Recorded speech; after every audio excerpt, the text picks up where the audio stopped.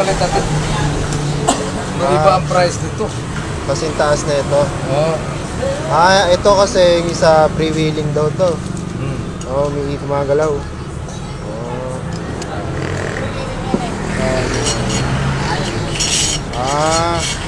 Kumbaga ito yung sa amin, hindi rin. Oo, tama. Stationary lang.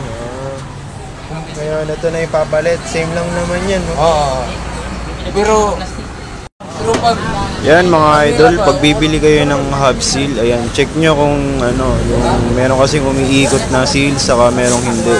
Dito sa sample ng customer natin, ayan, hindi yan umiikot. Ayan. Yung kanina, yun, yung isa, yung may bakal sa gitna, yun, umiikot naman yun. Kaya check yung mabuti kung ano yung nakakabit. Yan, yung may bakal na yan. Parehas yan hub seal, pero isang freewheeling, saka isa itong stationary. Ayan.